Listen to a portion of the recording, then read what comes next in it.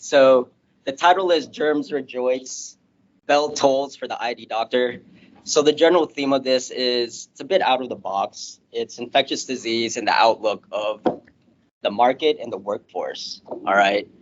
Um, it may seem like a bit pessimistic at first, but bear with me. We're all ID doctors here. I promise you. It's optimistic, yeah. But I'm not whining here. It's more of like an analysis as to the general theme of things. Okay. So if a hospital team didn't want to review the chart, they could just consult infectious disease and we do it, right? So Unknown. it's unknown. Jessica. Yeah, unknown but spoken by many. Said by pretty much every one of us, on the wards, at practice, what have you. All right. So the outline.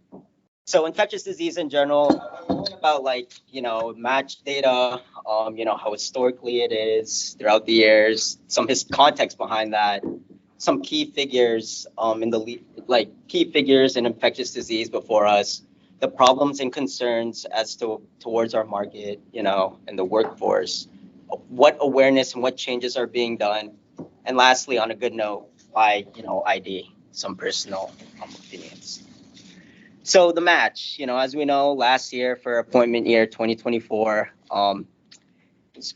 it wasn't as good. Okay, these are just some hard facts data from the NRMP, right? So I do have pediatric ID here as well because they are also our colleagues, but I'll be talking more about adult infectious disease, which pertains to us.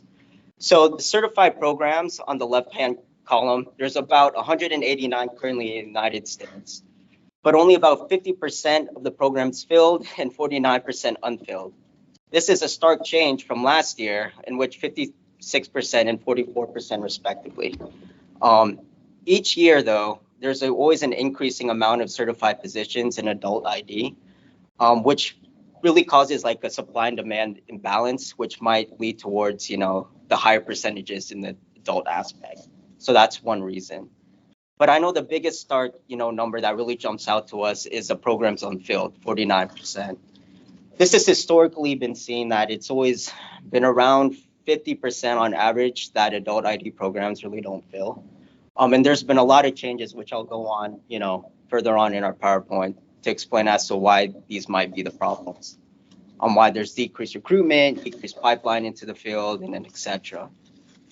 Just to briefly talk about the pediatric ID colleagues, it's worse for them. But unfortunately, this is a team effort. Infectious disease in general, we need to be bolstering our propaganda to, recruit, not just for adults, but also for the peds. But you could see that their certified programs is pretty much half from ours. But their positions and applicants that apply each year, it's pretty much plateaued at around 60 or 50% in positions filled. So that's pretty much unchanged. The reason for this, that their percentages might be higher, is because their amount of programs as opposed to adults doesn't really increase each year as to us, right? So their supply and demand and positions being filled to programs is pretty much equalized. And there is a caveat. So when we look at programs unfilled, it doesn't necessarily mean that that institution is struggling, right? We're blessed here to have at least 11 fellows. Some programs only have like 2, 4. Right. Not necessarily does that mean that since they didn't match all of them, doesn't mean that the program is going to go extinct, okay? It just means that they just didn't have that one extra fellow. But no matter how you slice it, it still doesn't look good. Programs fill, okay? All right, so there's that, the hard facts data. And then these are several statements made by, the current president, Dr. Schmidt from IDSA. He goes on to say, the shortage of ID physicians persists in both adult and pediatric ID. IDSA and the ID specialists it represents believe that the ID workforce needs to grow for the nation's long-term security, right? There are many factors that go into a physician's choice of specialty and practice setting. Doctors who focus on ID face inequitable compensation and the increasing politics of medicine and challenges from the last 3 years on combating a global pandemic. These are complex issues that require solutions forged by the field of policymakers and health system leaders. So there's already concern, on a congressional level about what's going on, what's being done.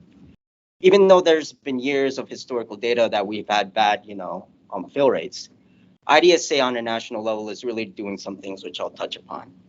And here's just a statement from 2 years ago from Dr. Del Rio, who pretty much just mentions that on the last second line, Congress to act and for Medicare to increase compensation for cognitive specialties such as ID. So cognitive specialties is a big, take-home factor for our field, right? We're living in a healthcare system right now, which is more of a procedural based.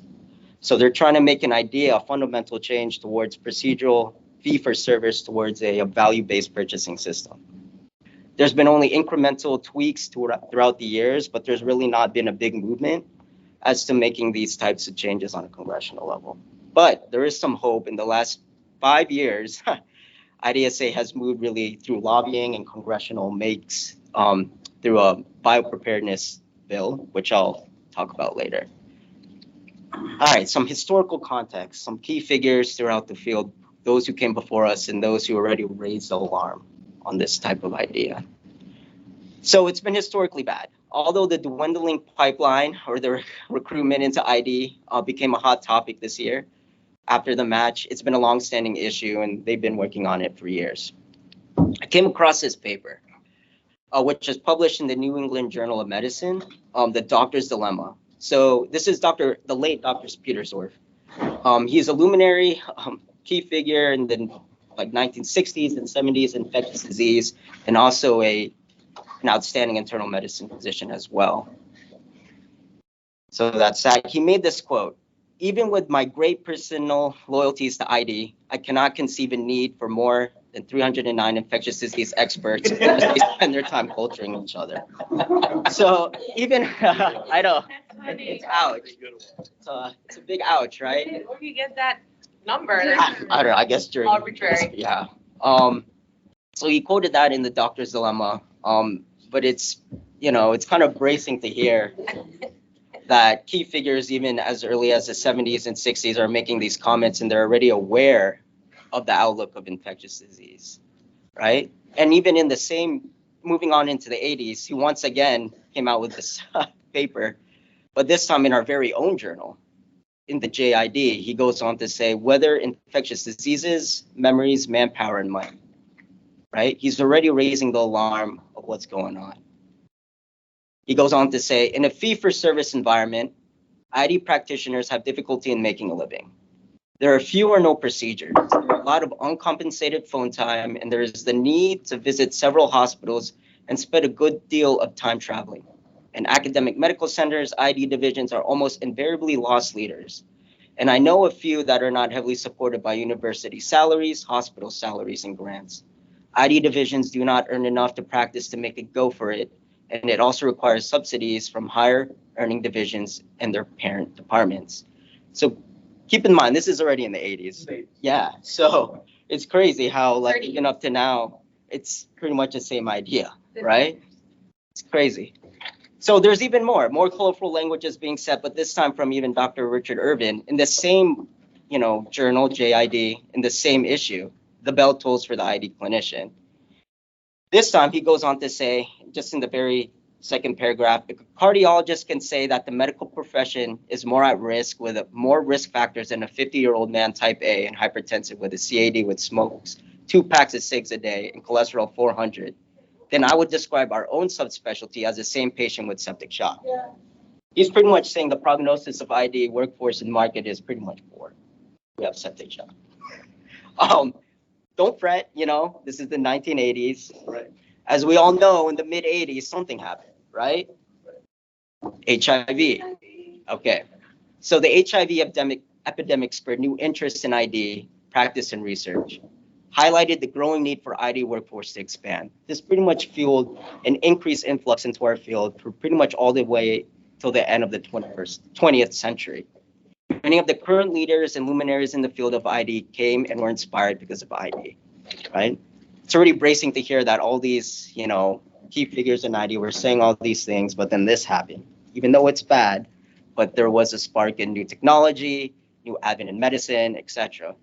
it's also cool to think that we're part of a specialty of those who came before us who got to celebrate, the advent of antibiotics, the advent of vaccine platforms, and now with a contemporary ring to it, we even got to see on how ART, antiviral, therapy had to do with the impact with HIV, direct acting antivirals for chronic hepatitis C.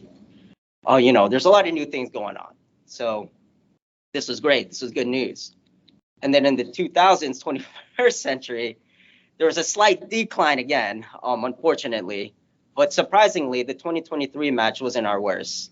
In 2016, only 42% of programs filled. This caused a national reform, and the most immediate was the all-in match. Requires all programs to fill all available positions through the match rather than offering candidates outside. Okay. And then, of course, in the mid-20s, we got something called the Fauci effect from COVID, right?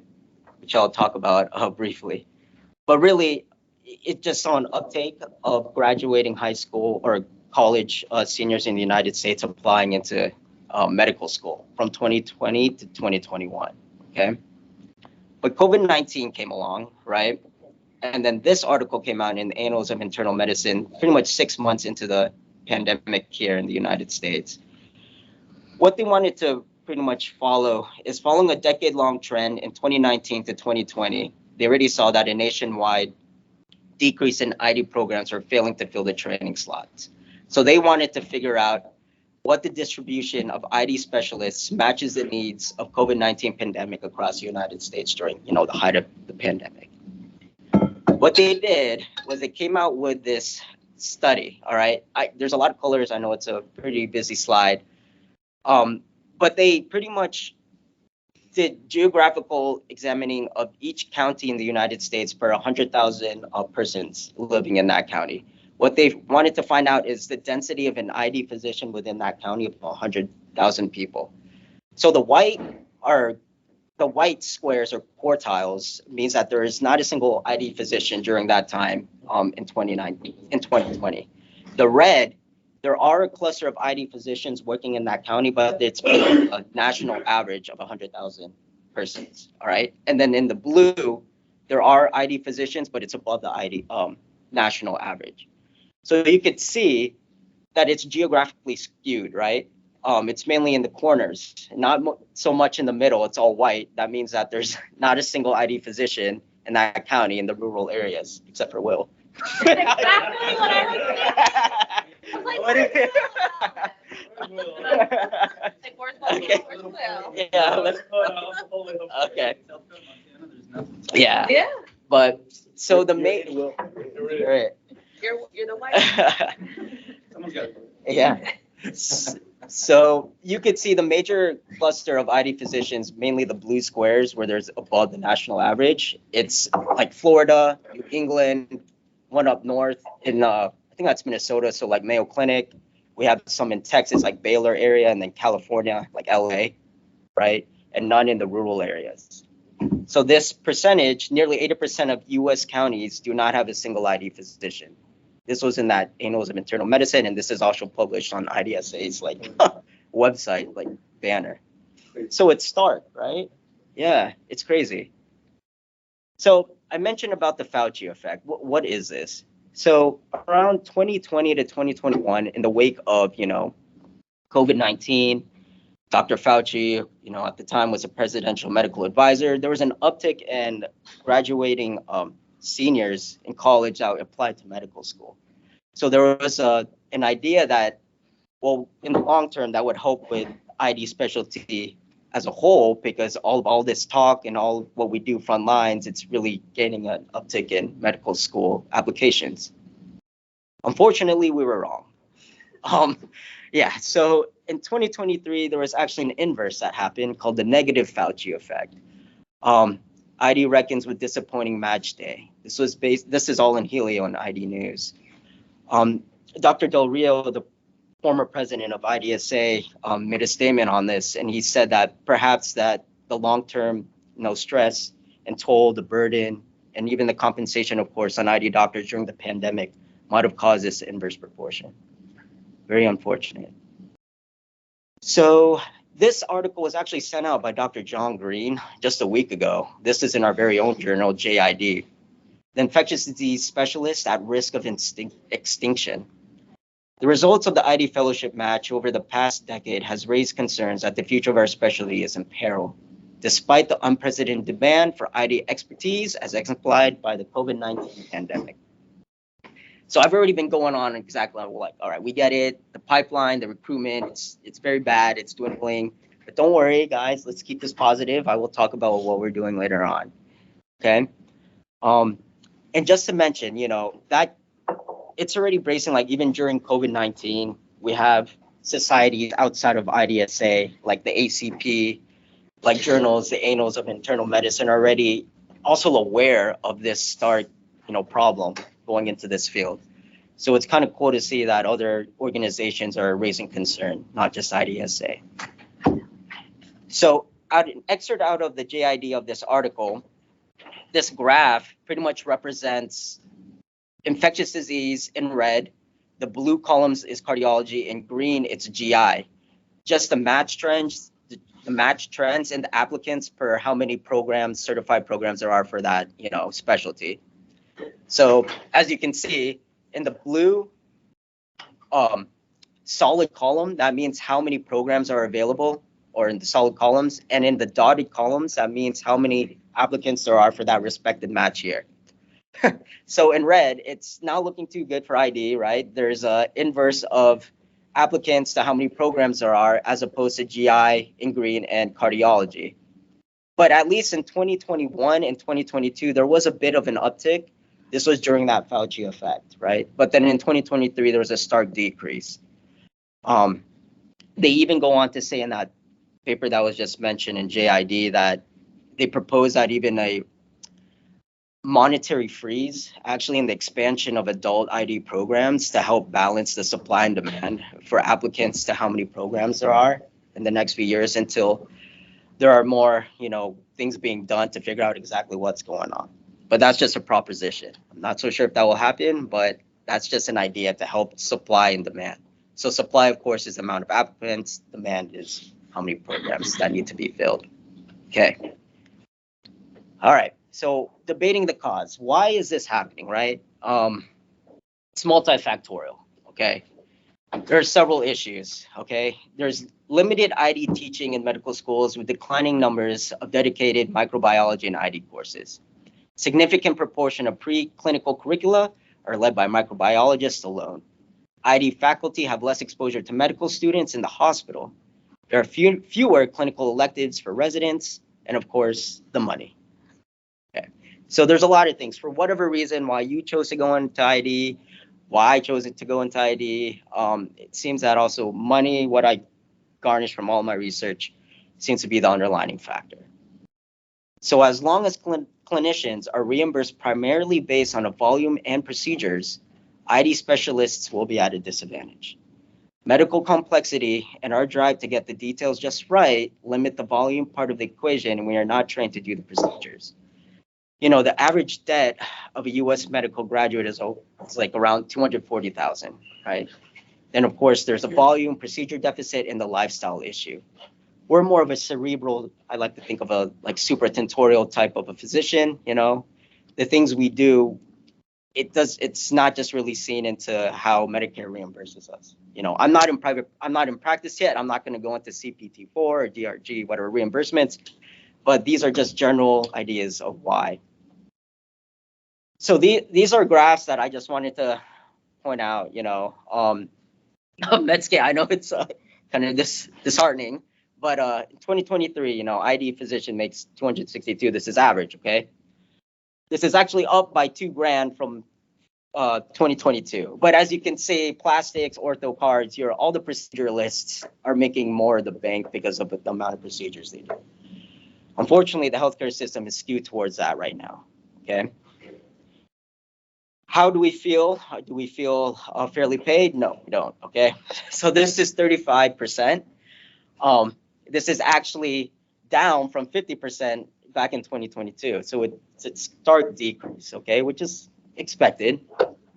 Bright news is, out of all the ID physicians, that were surveyed in this Medscape review, 88% that they would choose a specialty again, okay? Unfortunately, this is actually down from 2022, which was 94%, okay? So what this tells me is that ID physicians are a special breed, right? We're joining a field not because of the monetary value, it's because we actually advocate for medicine and why, things beyond, procedures, beyond all of that. So just, hones it down. So it's cool. And look at internal medicine too. Yep.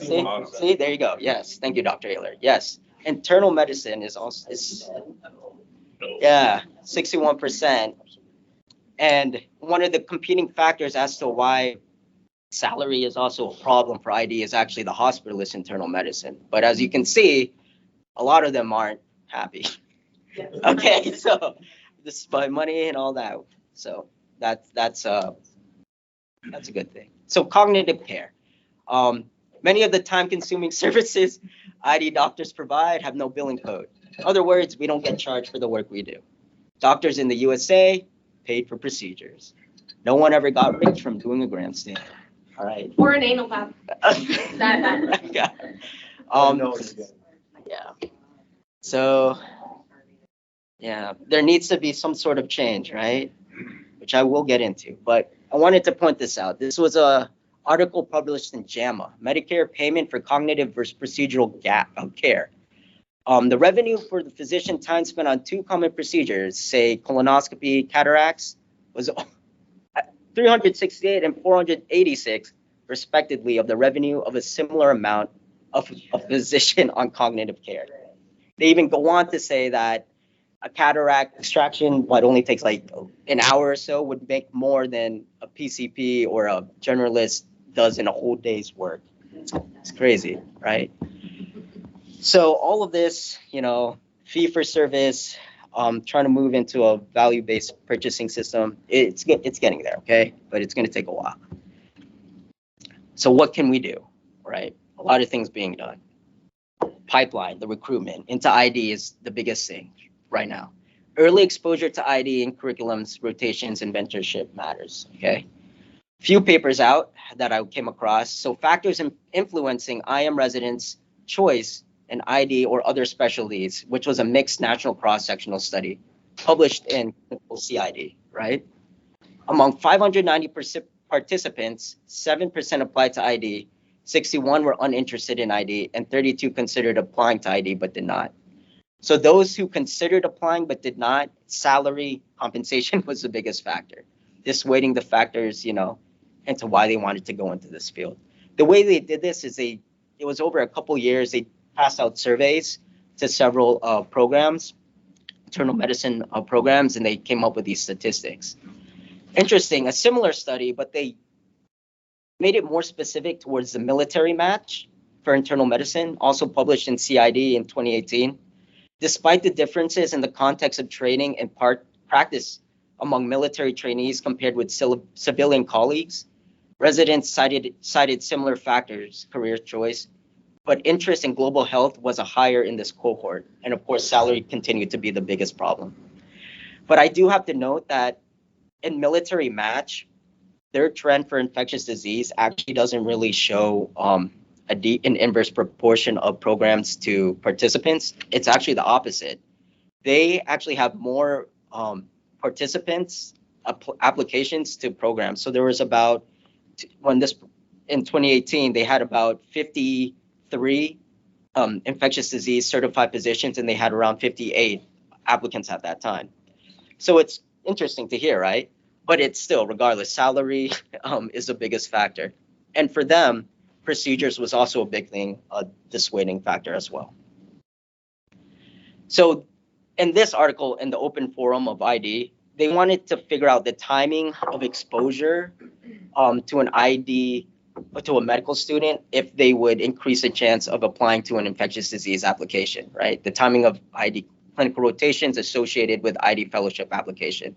It was a retrospective study of characteristics of categorical IM interns, staff, and fellows who they rotated with, experiential factors of the rotation to determine what predicted a future, fellow ID application. So over a 7-year period, interns were randomly assigned to rotate on ID in the first 6 months of their year. These individuals were actually more likely to become future ID applicants. So this supported the idea that incorporating ID into early intern experience would increase the interest for them to actually apply later down the road. I'm one of them. Yeah, I'm one of them as well. Yeah. Randomly assigned ID rotation in my intern year. Well, thank you for your service. Yeah. So, Medical school too. yeah, see, yeah. With this one. Yeah. Yeah, so there's already all these published, data out there. But this one in particular, they wanted to hone in exactly when in the time frame of a, aspiring physician, so they could try and target, that group. So the general theme of things is that early on exposure to ID, whether it's residency or in medical school, it has a higher degree of having that individual to apply for ID. Yeah. So here are some things being done on a, by IDSA on a national level. They started spearheading this ID Mentorship 365 program, where mentees will gain valuable insight and perspectives, as well as feedback and advice that can help them grow and succeed in their careers. So it's it's a medical student who gets paired up with an ID physician. There's a whole program, meet online.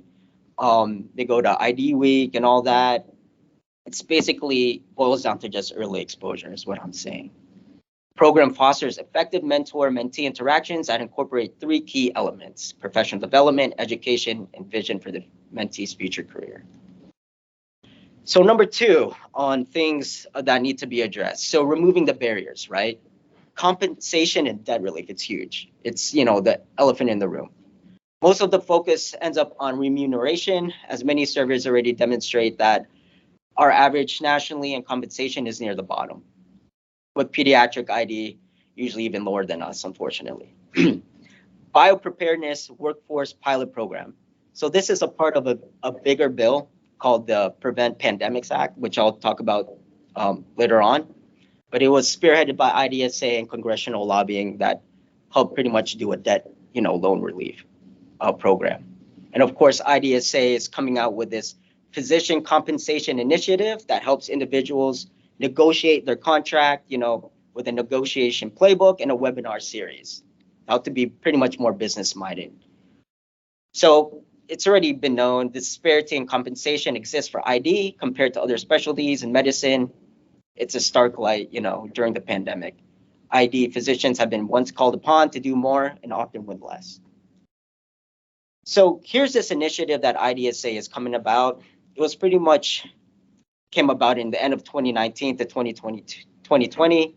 The IDSA board came out with this compensation strike team, where they were charged with developing a strategy and implementation of plan for increasing an ID physician's compensation as a key component to the IDSA strategic plan, which I'll show in the next slide. So they just pretty want to much arm, new grad fellows into once they go into applying for jobs on how to go about, negotiation. They give out this training. They have this webinar series. They came out with this plan, right? So there's 4 key, I know it's a lot going on. This is from IDSA. So I just want to put your attention to the strategic priorities, right? So IDSA role as a preeminent source of confirmation and knowledge, champion the essential value of ID physician of the health outcomes, and expand IDSA's impact in advancing quality patient care. So they're already, they're having these things done, but these are all towards recruitment and ideas to help on an individual level. What I want to know is what is being done on a congressional level. So here's what's being done, okay? Biopreparedness Workforce Pilot Program, which was implemented in an update. So this is part of a bill called the Prevent Pandemics Act, which was enacted in 2022. Congress established the Biopreparedness Workforce Pilot Program within the Public Health Loan Repayment Program. The Public Health Loan Repayment Program was authorized for $100 million. So bottom line is this idea, this bill, will help any individual who is an ID physician or works in the public health field. The caveat is they have to work in a rural area, can qualify for a loan repayment, program. This was all spearheaded and was successfully passed just recently for around if and when Congress will lead efforts to secure $50 million for the funding of fiscal year 2024. So hopefully this year, okay? But this was all IDSA, congressional lobbying, finally got this put through. So they have to work in a role area? That's what I read, yeah. That's hilarious because they Yeah. paid more than the people. I know. So, Will. So Will has to- Will's gonna make more roles. Yeah. You saw that map earlier. Yeah. All that dead space. Dead space, 80%. There's a reason Yeah. there is cows, they don't need ID. You get a lot about it. Yeah. So yeah, so this is one of the biggest things being done. All right. Yeah, there's two of them, who can handle it. Oh my gosh. All right. So once again, in 2020, most recently, so the idea, all these incremental tweaks, this was brought up by Dr. Spielberg in the open forum ID. Alignment with market forces, the re-withering of ID. The answer is very simple, right? Field of ID has never adapted to the reality of market forces. One of the predominant handicaps of the ID specialty is that there is nothing we do no one else can do. Oncologists prescribe chemo, cards does cardiac caths, surgeons take to the operating room under, bright lights, cold steel. What does that ID practitioners do? Well, three things, which I'll point out. We have a lot under our belt. Our value is there, all right? But it's now the idea here, it's being put out that it's not so much, recruitment, whatever, compensation. It's the idea that we're not aligning with like the market kind of thing, okay? So a fundamental change, healthcare market dynamics. We need to change the interaction between our specialty and the healthcare system so that ID's work is aligned with the market forces. So number one, as an expert, expert ID physicians, we need to advocate that only those who have undergone specialized ID training, whether by accredited training or certification course, should be allowed by law or regulation medical staff credentialing to interpret diagnostic susceptibility results or prescribe newly approved antimicrobial agents, okay? Number two, he points out, we should push for a mandate of public reporting of antimicrobial prescriptions at the system level and link pay for performance measures to such reporting. Systems that use high-end adjusted for disease severity should receive payment penalties versus lower and receiving payment bonuses, right? Stewardship, infection prevention, that's, push for true reform in the payment structure of U.S. healthcare system. Points on cognitive specialties, right? Trying to move away from a fee for service to a more value-based purchasing system. Get an idea, of all the time spent, we do chart reviewing, etc., as opposed to the guy doing cataracts, okay? So we have to do something. But, this whole talk has been, doom and gloom, but there are things being done. And now, for whatever reason, you all did ID. We all have our own personal reasons, right? But this article that I found really interesting and really hit home run for me was Dr. Cuttrell. He's over at UT Southwestern. He published his paper, hashtag YID. He used crowd surfing, the top reasons to choose infectious disease in the age of Twitter. He points out 10 reasons of why he did it, which I know a lot of us can actually, appreciate. So these are the 10 reasons. It's going in a descending order. It's almost like a nod to when David Letterman did his. But anyways, you are a medical detective and an internist intern, right? How do we all know that? It's true, right? We're all internists by trade, but most of the time we're also doing their work sometimes, especially, HIV, we're also primary care. So it's good to know that we have all these mindsets and capabilities to go far. We're the hospital social butterfly, number 9. We're one of the rare specialties that actually get to interact with everyone in the field in the hospital, right?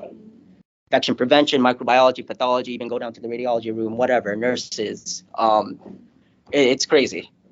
Not to mention with the patients themselves. Yes. Patients to their Yes. lives, to the Yes. partners. Yes. really Yes. getting to their Exactly. Every medical. Well, that's why I think Yeah. it's so concerning that like that paper you were just like, Yeah. oh yeah, you don't do anything that somebody else can't do. So why Yeah. aren't we considering consulted 45 times a day. Exactly. If you can do it, why aren't they doing it? Exactly. So either we're doing it better or. Yeah, which I'll talk about. I'll talk about that. So yes, it's been proven that we are doing it better. There's a paper that I will show.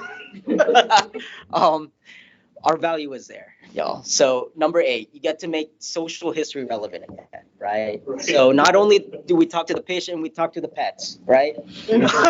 So it's crazy. It's not just alcohol, tobacco, all that. We go deep into their history, and it's pretty rewarding if we find out like, oh, traveled somewhere and we get that diagnosis. We're one of the few specialties that still practices that. You get to help people you never even met, right? Not just the patient bedside, but through infection prevention, through global health, public health, vaccines, the health department. We're helping the community, okay? We're helping the social, detriments and whatever demographics the patient is. You don't have to choose between being a specialist and a generalist, right? This speaks for itself, okay? And number 5, the world is your oyster. What does that mean? It means that there's a lot of possibilities out there. One of the cool things about, once you graduate ID is that whatever job you may choose, being in the hospital, being outside, you could do epidemiology, you could do infection prevention, you could do public health, you could go into research, clinical, translational, education. There's just a lot of opportunities, okay? So that's something special that ID has that most specialties don't. You'll never be bored because your work is constantly evolving. So right now I'm with Dr. Ayler and we're on e-consults. We get consulted for all the most random things. It's cool to see what pops up on that, report. But we either get consulted about, whatever, UTI, and then we get like syphilis or something weird. But there's always a new bug out there. There's always new technology to play with and all that. So that leads me into number 3. We get to play with cool new toys. So as Dr. Jesus mentioned 2 weeks later about phage therapy, right? That's something in our arsenal later on, hopefully in the near future. The ID physicians before us got to celebrate, as I mentioned, the advent of antibiotics and vaccines. We really got to see how ART had an impact on HIV. We got to see how direct acting antivirals had with chronic hepatitis C. And all these, not just with antimicrobials, we get to see even on like molecular technology, microbiology, and how that technology is going on about and how we diagnose, certain things. So it's really rewarding to be a part of a field that really gets to be evolving like that. And we're really one of the first that get to be part of this antimicrobial things. You will save patients' lives and will be well positioned and to lead in an area of value-based care. So when this happens, if and when the healthcare system starts to move away from a procedural type, paying system, we're already at the forefront. We'll be in the forefront of helping these patients more because, we're already one of the top cognitive type of specialties. And lastly, number 1, we get to join a community that loves what we do passionately and advocates for all patients no matter what. As I already hinted previously on that Medscape survey, even though we're one of the lowest compensated, we are one of the highest satisfaction rates, for our field. So not only are we doing this, for money, whatever, but we're doing this, for the patients themselves and why we actually enjoy what we do. So it's cool. So just to end this off, this is an article that I found in Clinical Infectious Disease. Infectious disease specialty intervention is associated with decreased mortality and lower healthcare costs. So it's already been proven our value, and this isn't the only paper that I saw. So the methods was a regression model compared with ID versus non-ID intervention and early versus late ID intervention. It found that ID intervention was associated with improved patient outcomes if it was early on, as opposed to those who didn't have ID early on. So it's pretty cool to see that there's already reports on this that, we are always going to be needed. So all this talk, I didn't want it to be bad, doom and gloom. It's just an analysis of where we are, the impact of what we have to do. I personally didn't even realize all this going on until I was, in the trenches currently as an ID fellow, but that just shows that I didn't care about money or any of that, right? So here's a collage of a few pictures that I put together, why I did medicine and all that. Um, in the picture mainly is my dad. I'm at his lab. He's a pathologist. He had a big impact on me going into medicine itself and then liking microbiology. I'm holding like a little tube. That's actually a Sedrate, very old school. He just wanted me to do that for the picture. But yeah. And then in the bottom left, there was a bit of like I think my mom had like a toy thing that said Dr. John Sia. I was like 7 at the time, so it's a bit of a manifestation. Yeah, pretty cool. And these are like some resident, like colleagues, med school, and my daughter, top left, my family. So yeah, I did all this not just for my family, but also for myself. Some references, you know, and that. So we want to be optimistic. Bottom line is early recruitment into ID, and soon the healthcare system will change.